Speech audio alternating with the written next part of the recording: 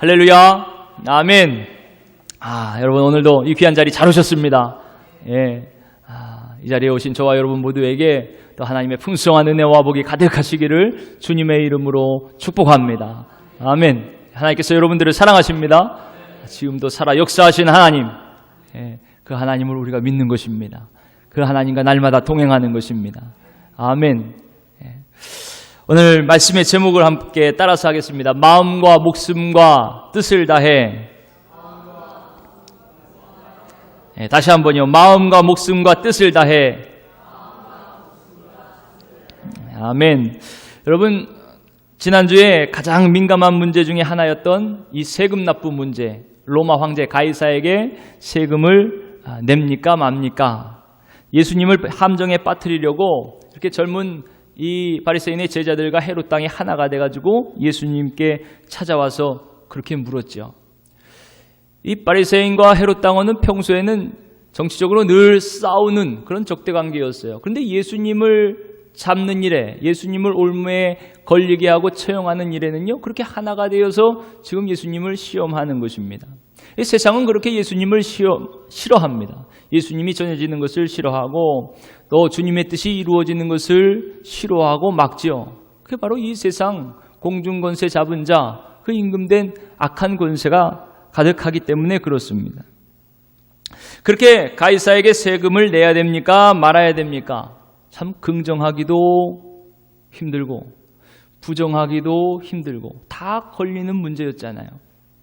그 물음에 예수님은 가이사의 것은 가이사에게, 하나님의 것은 하나님에게, 그렇게 놀라운 대답을 하셨습니다. 모든 것이 하나님의 것임을 인정하면요, 사실 전혀 고민될 거리가 없는 것이에요. 그 말을 듣고 모두 다 조용히 물러가 버리고 말았습니다. 오늘 본문 말씀에 보니까요, 예수님께서 사두개인들로 대답할 수 없게 하셨다는 소식을 듣고 바리새인 중에 한 율법사가 예수님께 찾아와서 예수님을 시험하며 또 질문을 하는 겁니다. 그러니까 오늘 본문이 나오기 전에 이번에는 사두개인들이 예수님을 찾아왔던 거예요. 사두개인들이 예수님을 찾아와서 예수님을 올무에 걸리게 하기 위해서 또 무언가를 예수님께 물은 거죠. 그리고 예수님께서 그들도 꼼짝하지 못하도록 놀라운 대답을 하셨다는 것입니다. 그 내용이 무엇인지가 오늘 읽은 본문 그 전에 23절부터 33절까지 나오는 것입니다. 짧게 간단하게 말씀을 드리면요, 어느 날 사두개인이 예수님을 찾아왔습니다. 여러분, 사두개인들은요 매우 합리적인 사람들입니다. 이성적으로 설명이 되지 않으면 믿으려 하지 않는 사람들이에요. 요즘 우리 현대인들과 비슷하죠. 확실한 것, 눈에 보이는 것만 믿는 자들이에요. 그래서 사두개인들은요, 부활도 믿지 않아요. 그런 게 어딨냐? 부활한 사람 한번 보여봐라. 안 믿어요. 내세도 믿지 않아요. 천사도 믿지 않아요. 영혼도 믿지 않아요. 굉장히 이 현세적이고 실증적인 사람들이 바로 사두개인들입니다. 눈앞에 보이는 확실한 것, 그래서 그들이 믿는 것은요, 오직 토라, 모세오경, 그 율법만 신봉하는 자들이었습니다. 그 사두개인들이 예수님을 함정에 빠뜨리기 위해서 질문을 하는데요, 부활에 대한 질문을 하는 것이에요. 그리고 모세오경의 율법으로 확실하게 나와 있는 계대 결혼법이죠. 그 결혼을 엮어가지고 예수님을 찾아와 질문하는 것입니다. 신명기 25장 5절 말씀에 보면 계대결혼법이 나와 있는데요. 그러니까 간단히 얘기하면 만약에 가족 중에 한 형제가 대를 이을 아들을 낳지 못하고 죽었어요. 그러면 그 남자의 다른 형제들이요, 그 죽은 형제의 아내를 취해서 그 사이에서 아들을 낳고 그 아들을 통해서 그 가정이 대가 끊기지 않고 계속 이어지도록 그렇게 하는 제도가 바로 계대결혼법입니다. 그러면서 이렇게 질문을 하는 겁니다. 칠형제가 있었는데 그 마지가 결혼을 해가지고 아이를 못 낳고 상속자를 못 만들고 죽었습니다. 그렇게 해가지고 계대결혼법에 따라 둘째가 그 아내를 취하고 또 셋째도 하고 넷째도 취하고 일곱째까지 그 여인을 칠했건만 상속할 아들을 낳지 못한 거예요. 그리고 마지막에는 그 여인도 죽었습니다. 그럼 예수님, 마지막 부활의 때에 7 형제들을 다 아내로 취한 그 형제들 중에 그 여인은 누구의 아내가 되겠습니까? 여러분, 참 이 질문도 참 애매하지요. 누구의 아내다 콕 집어서 하나 얘기하기가 참 힘들잖아요. 그냥 쉽게 첫 번째 맏형이니까 맏형이다. 그러기엔 또 다른 형제들도 다 있고요. 근데 참 애매하고 난처합니다. 사두개인들이 이 질문도 고심을 하면서 만든 질문인 거예요. 이 질문에 답하기 위해서는요, 우선 사두개인들은 부활이 없다고 하는 사람들이잖아요. 그 부활이 없다는 그들에게 부활이 있다는 것을 예수님이 증명해 줘야 되는 거예요. 또 그뿐만이 아니고 부활이 있다면 그 부활의 날에 그들의 질문처럼 이 여자는 누구의 아내라는 것을 합리적으로 그들이 이해할 수 있도록 그렇게 설명해 줘야 되는 것이에요. 만약에 부활에 대해서 잘 설명을 해줘도 그게 누구의 아내인지 합리적으로 설명이 안 되면요, 예수님의 말씀에 그 권위에 손상이 되는 거죠. 한 걸음 더 나아가서요, 예수님이 그런 대답을 못 하신다고 해보세요. 합리적인 대답을 못 한다고 해봐요. 그러면 하나님께서 만들어주신 확실한 법, 계대결혼법이 여기 있는데 하나님이 이런 불합리한 문제를 낳는 계대결혼법을 만드실 이유가 있겠느냐? 없지요. 그들은 눈에 보이는 모세오경 계대결혼법이 확실한 거니까요. 그러면 그거와 부딪히는 뭐가 문제예요? 부활이 문제인 거예요. 부활을 거부하게 되는 것이에요. 그래서 부활은 없는 거다. 그러니 우리 말이 맞는 거다. 부활이 없다는 자기들 말이 맞는 거다. 그렇다면 하나님께서 이렇게 대답할 수 없는 불합리한 계대결혼법을 만드실 이유가 없다. 그렇게 논박을 하는 것입니다. 아예 부활 자체를 인정하지 않는 것이죠. 그러면 예수님의 주장도 틀리게 되는 것이고, 또 그 옆에서 보고 있던 사두개인도 바리새인들도 치명타를 얻는 거예요. 왜냐하면 바리새인은 부활이 있다 하거든요. 반면에 사두개인은 부활이 없다고 그러고 그와 또 마찰이 됩니다. 이런 난해한 질문에요, 주님은 망설임도 없이 그들이 신봉하는 모세오경의 출애굽기 말씀 3장 2절 말씀을 예로 들어서 설명해 주시는 거예요. 우리 다 같이 그 위에 본문이지만 함께 한번 읽겠습니다. 29절로 32절까지의 말씀입니다. 29절로 32절 시작. 예수께서 대답하여 이르시되 너희가 성경도 하나님의 능력도 알지 못하는 거로 오해하였도다. 부활 때에는 장가도 아니 가고 시집도 아니 가고 하늘에 있는 천사들과 같으니라. 죽은 자의 부활을 논할진대 하나님이 너희에게 말씀하신 바 나는 아브라함의 하나님이요 이삭의 하나님이요 야곱의 하나님이로다 하신 것을 읽어보지 못하였느냐. 하나님은 죽은 자의 하나님이 아니요 살아있는 자의 하나님이시니라. 아멘. 여러분, 예수님의 말씀을 한번 보세요. 아주 예수님의 대답이요 명쾌합니다. 첫째는요, 너희는 성경만 모르는 것이 아니고 하나님의 능력도 모르는구나. 정말 예수님 시원시원하시죠. 성경에 대해서라면 자부심을 가지고 있던 그들인데, 니네들 보니까 니네들이 신봉하는 출애굽기에 다 나와 있지 않냐. 가만 보니까 성경도 모르고 하나님의 능력도 모른다. 두 번째 보니까 부활의 때는 장가도 안 가고 시집도 안 가고 하늘의 천사 같다. 그렇게 말씀하시는 거예요. 그리고 셋째로 하나님은 죽은 자의 하나님이 아니요 산 자의 하나님, 살아있는 자의 하나님이시라는 거예요. 아멘. 제가 이 산자의 하나님 그러면 또 떠오르는 분이 유옥재 권사님. 참 유옥재 산자의 하나님이십니다. 아멘. 지금도 살아계신 하나님, 그 영혼이 살아서 주님 곁에서 산자의 하나님, 그 유옥재 권사님 하늘에서 아멘 하실 거예요. 오늘 이 예배를 함께 보고 계실 것입니다. 아멘. 그 뒤를 이어서 누가 산자의 하나님 고백하시겠습니까? 하나님은 산자의 하나님이세요. 죽은 자의 하나님이 아니요 살아있는 자의 하나님이십니다. 아멘. 그러면서 그 증거로 아브라함과 이삭과 야곱의 하나님을 예로 들으시는 거예요. 여러분, 하나님은 절대로 죽은 자를 두고 나는 아브라함의 하나님이다, 이삭의 하나님이요 야곱의 하나님이다, 그렇게 안 하신다는 것입니다. 육체는 죽어 땅에 있지만 그들의 영혼은 지금 살아서 하나님 곁에 있는 거예요. 그렇기 때문에 하나님께서 나는 지금 아브라함의 하나님이요 이삭의 하나님이요 야곱의 하나님이실 수가 있으신 거죠. 이미 죽어버리면 소용이 없는 것입니다. 지금 살아있으니까 나는 아브라함의 하나님이라고 얘기하고 이삭의 하나님이라고도 얘기하고 야곱의 하나님이라고도 지금 얘기하는 것이에요. 그리고 그들이 지금 살아있다는 이 증거가 곧 장차 부활의 때에 그들이 다시 육체의 부활이 있고 다시 살아날 것이라는 부활의 증거가 되는 것입니다. 그리고 훗날 주활의 때는요, 하늘의 천사 같은 존재이기 때문에 시집장가도 가지 않는다. 누가 누구의 아내다, 그거 얘기할 필요도 없다는 것이에요. 그러니까 모르니까 그런 잘못된 우문이 나오는 거죠. 잘못된 물음이 나온 거죠. 그게 누가 장가가고 아인이고 그거 따질 것도 없는 거예요. 천사 같은 존재인데 무슨 누구 아내가 되겠습니까? 여러분, 나중에 부활의 때에 좋으세요, 나쁘세요? 제가 내 아내를 생각하고 남편이세요. 감사한 일이죠. 그래도 어쨌든 새로운 몸으로, 부활의 몸으로 다시 세어난다는 그 은혜가 얼마나 감사합니까? 그러니까 지금 이 예수님의 이 딱 부러지는 말씀, 이 대답을 듣고요, 33절 보니까 그의 가르침에 놀라더라. 그들도, 사두개인들도요, 한번 골탕 먹어봐라 그러고 왔다가 그냥 조용히 다 사라져버리고 만 것이에요. 그렇죠. 예수님의 이 대답에 어찌 놀라지 않을 수가 있겠어요.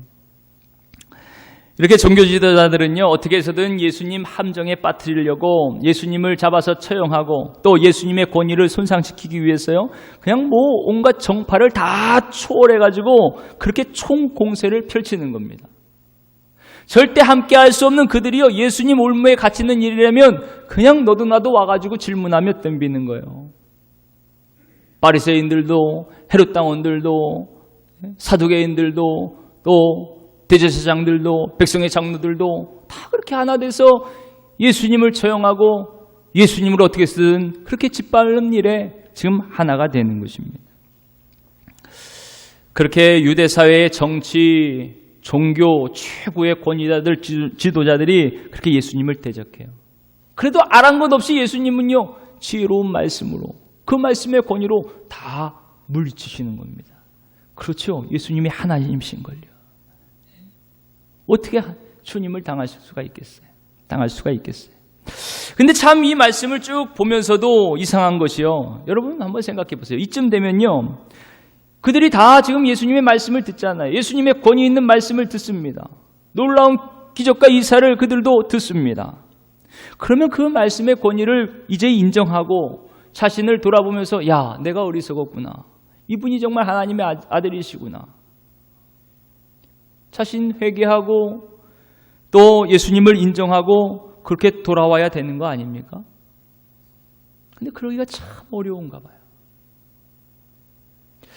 신앙적으로든 정치적으로든 일단 잘못된 길에 들었었고 또 그 길에서, 그 과정에서 많은 부를 얻고 명예를 얻고 지위를 얻고 그러다 보니까요, 거기에 취해버렸어요. 이 길이 잘못된 것을 후에 알아요. 참 진리가 다른 곳에 있다는 것을 알게 돼요. 그런데도 쉽게 그 잘못된 길을 버리지 못하고 진리의 길로 나오기를 주저하는 것이, 선뜻 나오지 못하는 것이, 사실은 그게 우리의 인간의 모습이에요. 우리가 고집이 얼마나 셉니까? 고집이 얼마나 세요. 다른 사람들이 자기 잘못한 거 얘기해주면 자기도 알아요. 잘못한 거 알아요. 그래도 내가 잘못했네, 그렇게 사과하고 인정하기보다 나의 잘못을 얘기하는 그 사람을 미워하고 원망하고 나한테 이렇게 무시하고 창피를 주고, 그래? 내가 한번 두고 보자. 너는 약점이 없냐? 그런 생각이 오히려 우리 안에 더 쉽게 듭니다. 자기를 부정하는 것이 이렇게 어렵습니다. 어느 한 곳에 고착되면요, 거기서 벗어나기가 너무나 어렵습니다. 특히 그 가운데 부를 얻고 지위를 얻고 칭송을 받고 명성을 얻고 그러면 그거를 인정하고 다 내려놓기가 얼마나 힘들겠어요. 잘못된 거 알면서도 그냥 가는 것이죠. 요즘 우리 정치를 봐도 그런 것 같습니다. 요즘 국정원에 대한 검찰 수사로 연일 뉴스에 나오죠. 그 예전 이제 원세훈 국정원장 시절에 정치 공작이다, 뭡니까? 댓글로 선거 개입했다,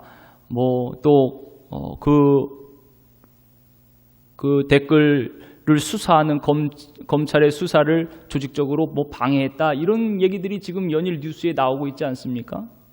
근데 제가 얼핏 그 뉴스를 보니까요, 그 당시에 국정원에 속해 있던 그 사람들 내부적으로도 이 국정원장에 대한 이 반감이 아주 컸다 그럽니다. 그 안에서도. 그러니까 이거 잘못하고 있다는 것을 그 안에서도 다 알고 있었던 거예요.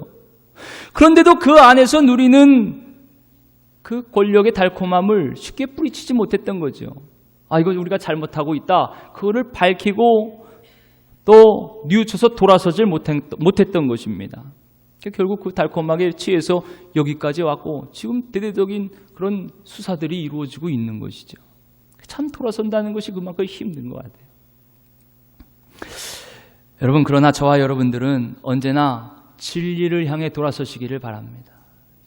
내가 잘못된 것, 말씀을 비추어 내 자신을 보고 그때그때마다 깨닫게 하시고 알려주시는 그 말씀 따라 진리를 향해, 하나님의 말씀을 향해 돌아서며 그 말씀을 향해 나아가시는 저와 여러분 되시기를 바랍니다.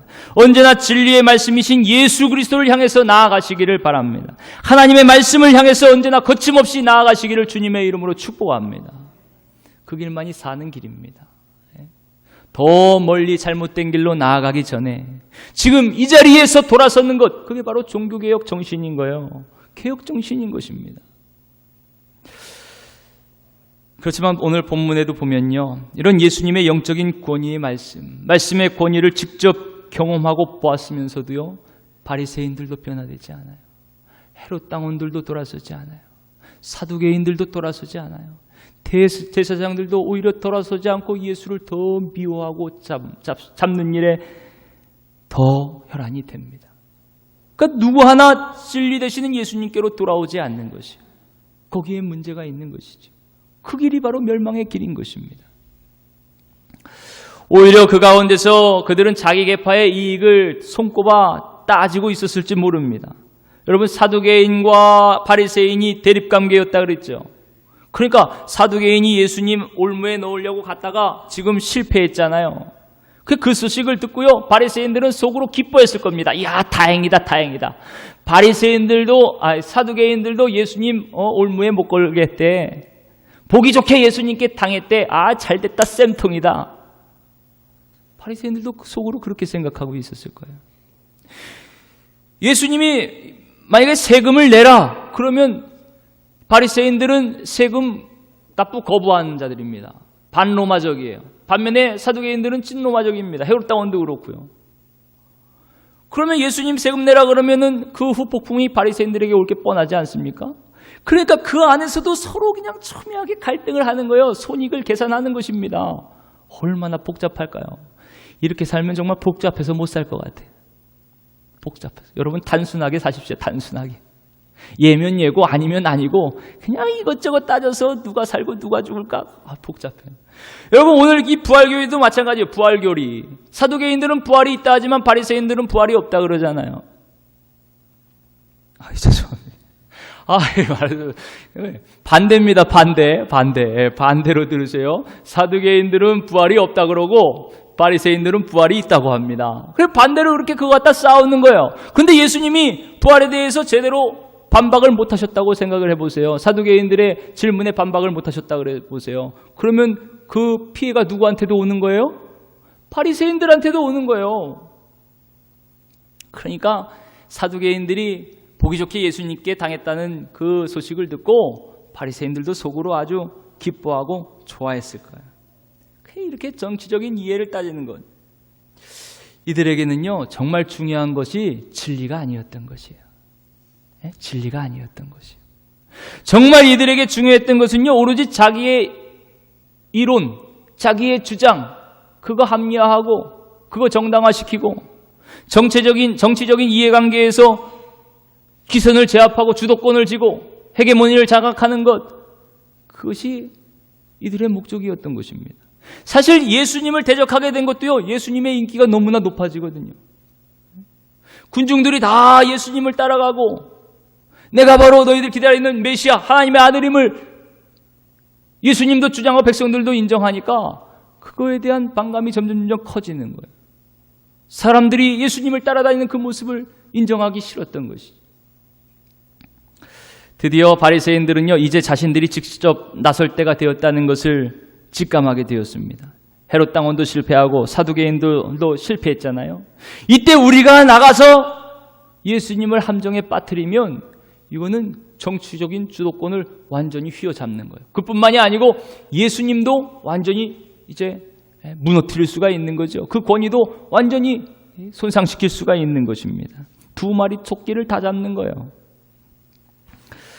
그렇게 정치적인 주도권을 확보하고 예수님을 꺾기 위해서 한 바리새인 율법사가 예수님을 시험하기 위해 예수님 앞에 나옵니다. 그리고 이렇게 질문하는 겁니다. 우리 다 같이 36절 말씀입니다. 36절 시작. 선생님, 율법 중에서 어느 계명이 크니까? 여러분, 유대인들은 계명을 크고 작게 또 중요한 것, 좀 사소한 것 이렇게 나누는 것이 흔한 일이었다 그럽니다.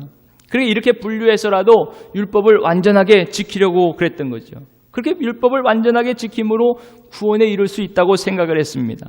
율법을 더 잘 지키기 위해서 크고 작은 613가지의 율법을 다 나누었어요. 그리고 그 613가지 중에서 하지 말라는 계명이 365개, 그리고 하라는 계명이 나머지 248개였습니다. 문제는 이렇게 크고 작은 계명으로 나눈 것이 문제가 아니고 그 율법을 대하는 그 사람들의 마음의 태도가 문제였던 것이에요. 사실 여러분, 율법이 처음 이스라엘 백성들에게 주어졌을 때 그때 이 율법보다 더 귀하고 아름다운 것이 없었습니다. 여러분, 율법은요, 하나님이 이스라엘과 함께 계시다는 그 구체적인 증거입니다. 이것만큼 귀한 것이 없어요. 하나님이 언제나 살아계셔서 그들과 함께 하신다는 그 가장 대표적인 것이 바로 율법이거든요. 항상 그들은 일상에서 율법을 대하고 율법에 비추어 살아가면서 하나님이 우리와 함께 하시는구나. 하나님이 지금 살아계시는구나. 그것을 날마다 경험하고 감사했습니다. 하나님이 이스라엘의 하나님, 내가 너희의 하나님이 되리라. 그리고 너희는 내 백성이 되리라. 우리가 하나님의 말씀을 지켜 행하겠습니다. 그렇게 언약을 맺고 처음으로 주신 그 선물이 바로 율법입니다. 율법. 하나님을 만나는 것이요, 하나님으로 인하여 죄를 사함받고 용서받고 영원히 하나님과 동행하며 하나님의 백성이 되고 하나님은 그의 백성이 되는 그 구체적인 표징과 증거가 바로 율법입니다. 그만큼 귀한 것이 없어요. 이 약속이 있은 후에 이스라엘 백성들이 출애굽기 24장 10절 말씀해 보니까 하나님의 발 아래에는 청옥을 편듯하고 하늘같이 청명하더라. 그렇게 말씀하십니다.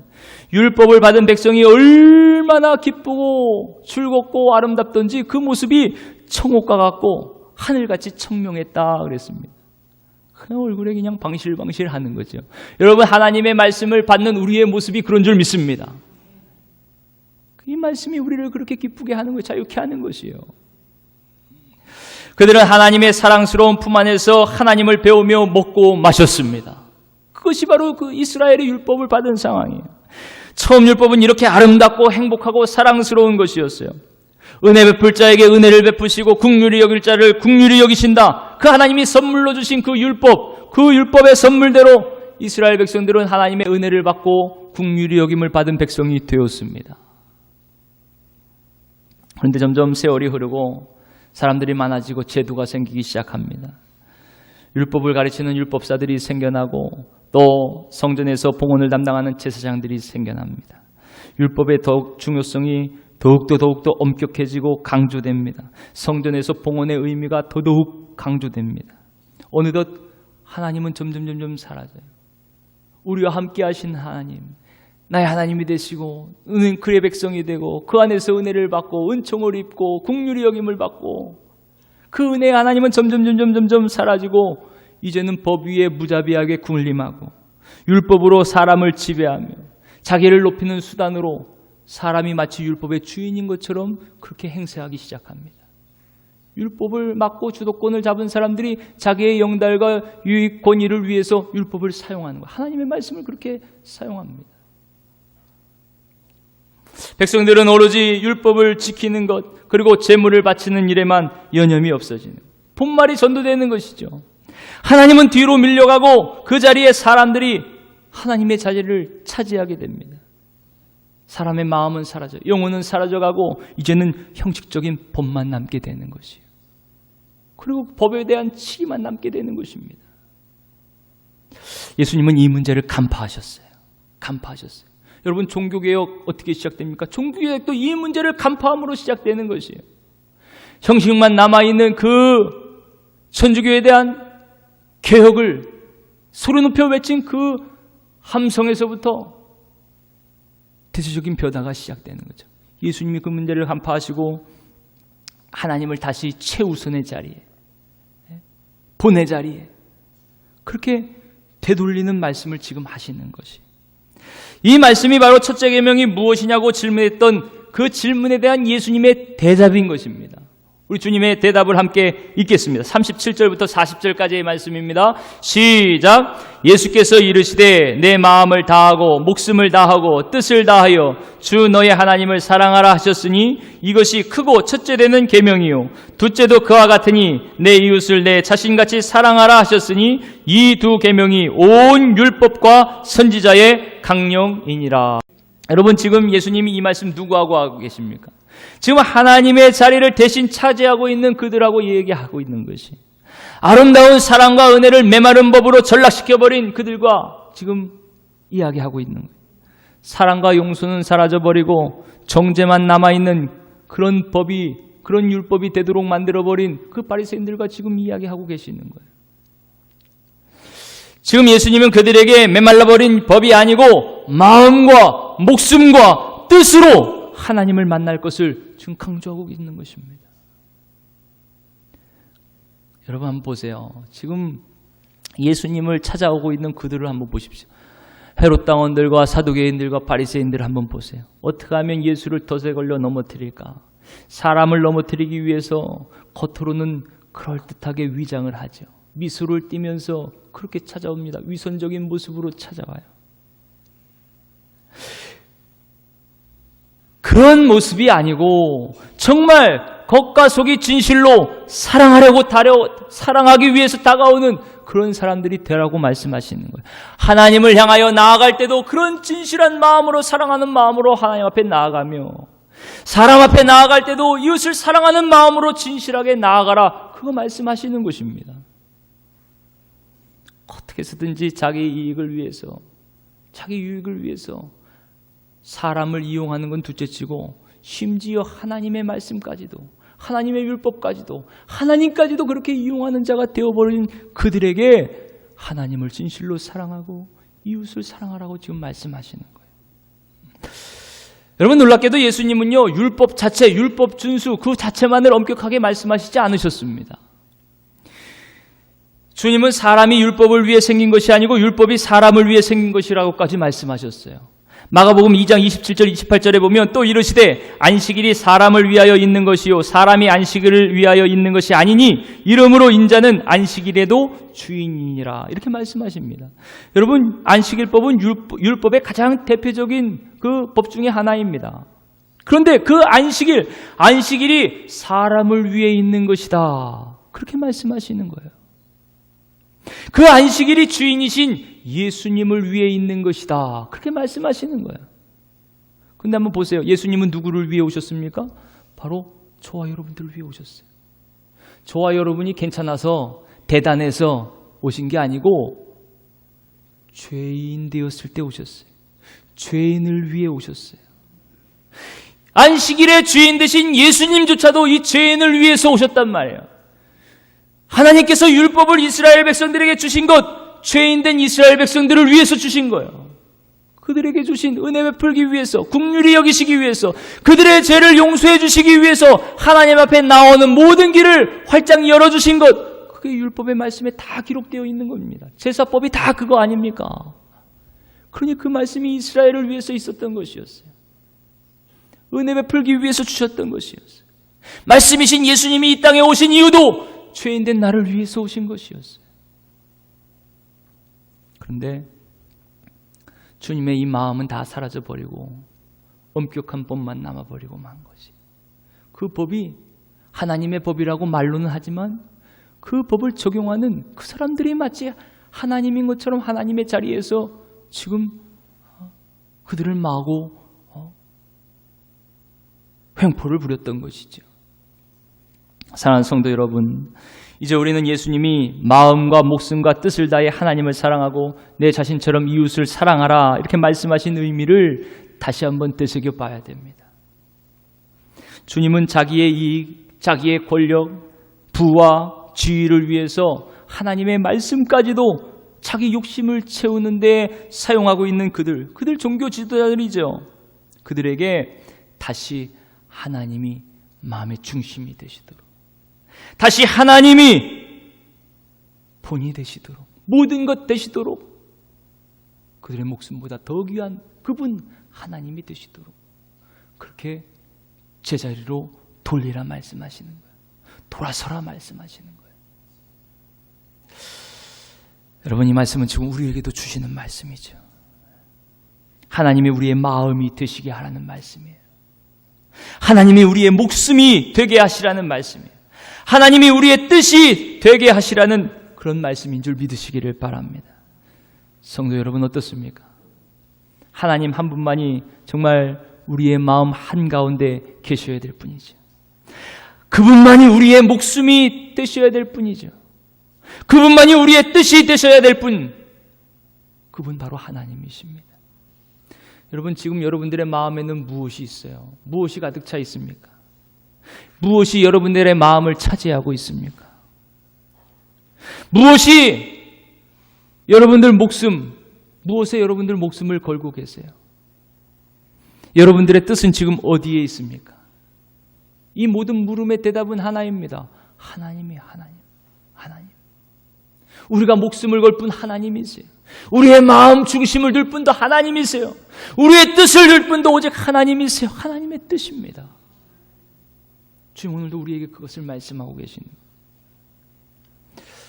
여러분, 사람마다 누구나 다 그렇죠. 정도의 차이는 있지만 참 사람이 이기적입니다. 폐쇄적이고 배타적이에요. 우리는 스스로를 지키려고 합니다. 방어하기에 급급합니다. 누군가 다가오고 나의 경계를 침범하면요, 가만두지 않습니다. 경계하고 몰아냅니다. 그런 사이에 나도 모르게 점점 하나님에게서 고립되는 거예요. 멀어지는 거예요. 그리고 동시에 이웃에게도 고립되는 것입니다. 그렇게 되면 하나님을 사랑으로, 마음으로, 목숨과 뜻으로 만나지 못하죠. 엄격한 법과 무서운 심판과 징계로 만나게 됩니다. 그 두려운 하나님을 만나요. 그러니까 더 가까이 할 수가 없는 거예요. 하나님께 점점 멀어지면 멀어질수록 또한 이웃과도 점점 멀어지게 되는 것입니다. 이 악순환이 계속되는 것이에요. 사랑하는 성도 여러분, 성경의 이 첫째 계명, 그것은 사랑의 하나님을 만나라는 것이. 사랑의 하나님, 그 하나님을 마음으로, 목숨으로, 뜻으로 만나는 것입니다. 하나님은 여러분들을 사랑하셨어요. 우리가 하나님과 원수된 그때, 우리가 하나님을 모르고 무시하고 배척하고 죄 가운데 살았던 그때, 죄와 사망의 심판에서 나를 살리시기 위해서 독생자 예수님을 이 땅에 보내주셨습니다. 그리고 그 예수님, 이 땅에 오신 예수님, 십자가에 못 박혀 피 흘리시고 날 위해 십자가에 죽으셨어요. 그렇게 십자가의 외아들을 내어주셨습니다. 성경은 곧 우리가 원수 되었을 때 그의 아들의 죽으심으로 말미암아 하나님과 화목하게 되었다, 그렇게 말씀하고 계십니다. 사랑하는 하나님의 아들을 이 별 볼 일 없는 나, 기대할 것 없는 나 대신 죽게 하신 거죠. 그렇게 하나님이 여러분들을 사랑하셨습니다. 그 사랑의 하나님, 은혜의 하나님을 지금 이 시간 뜨겁게 만나시기를 바랍니다. 언제나 이 사랑의 하나님 안에 있는 것이 정말 은혜이고 복입니다. 그것이 하나님을 마음으로 또 목숨으로 뜻을 다하여 하나님을 사랑할 수 있는 비결인 거예요. 이 사랑 안에 거하는 것입니다. 하나님의 사랑과 은혜에 거하는 것이. 이 은혜로 인해 우리가 하나님을 마음으로 목숨으로 뜻을 다해 사랑할 수 있습니다. 성도 여러분, 날 구원하신 십자가의 은혜와 사랑이 내 마음에 가득할 때 우리는 마음을 다해서 목숨을 다해서 뜻을 다해서 하나님을 사랑하게 되고 또 그런 사람만이 이웃을 자기 자신같이 사랑하게 되는 줄 믿으시기를 바랍니다. 이 사랑이 없다면요, 우리는 또 똑같아집니다. 예배를 마치고 나아가면 또 여전히 무정한 얼굴로요, 또 율법의 조항을 들이댈 것이에요. 그리고 누군가를 정죄하겠지요. 이웃을 내 마음 밖으로 몰아내겠지요. 경계를 정하고 가까이 오는 것을 거부하겠지요. 이 일이 계속될 뿐입니다. 마치 바리새인과 사두개인과 헤롯 왕과 대제사장들처럼 주님의 권위 있는 말씀을 보고 듣고 경험했음에도 불구하고 여전히 그냥 울리는 꽹과리에 그치고 마는 것이에요. 여러분, 이 시간 우리의 마음을 새롭게 하시기를 바랍니다. 날 죽기까지 사랑하신 그 사랑의 주님을 보시기를 바랍니다. 그 사랑 안에 거하시기를 바랍니다. 그럴 때 우리는 주님을 사랑할 수 있습니다. 그리고 이웃을 자기처럼 사랑할 수 있습니다. 하나님 성도 여러분, 하나님 아버지를 사랑하고 우리를 사랑하여서 이 땅에 오신 예수님, 십자가에 피 흘려 죽으신 그 예수님처럼 우리도 그 은혜에 힘입어서 온 마음과 목숨과 뜻을 다해 하나님을 사랑하고 이웃을 사랑하는 하나님의 자녀들이 되시기를 축복합니다. 우리는 그럴 수 있습니다. 여러분, 그럴 수 있어요. 왜 그렇습니까? 내 안에 지금도 살아계시는 산자의 하나님이 계시기 때문에 그렇습니다. 하나님은 죽은 자의 하나님이 아니요 살아계신 하나님이세요. 산자를 도우시는 하나님이십니다. 한 자를 통하여 하나님의 사랑과 은혜를 나타내시는 분이시죠. 부활 승리하신 예수 그리스도가 지금도 여러분과 함께 하시기 때문에 그렇습니다. 성령님께서 여러분 안에서 여러분들을 도와주시기 때문에 그렇습니다. 날마다 순간마다 내 안에 하나님의 사랑과 은혜가 지금도 샘솟고 넘쳐나고 있기 때문에 그렇습니다. 그렇게 저와 여러분 모두가 언제나 부활 승리하신 주님만을 바라보면 마음과 목숨과 뜻을 다해 하나님과 이웃을 사랑하며 살다가 주님께서 또 부르시는 그날 진정으로 살아있는 자로 주님의 부활에 동참하는 업성교회 성도님들 다 되시기를 주님의 이름으로 축원합니다.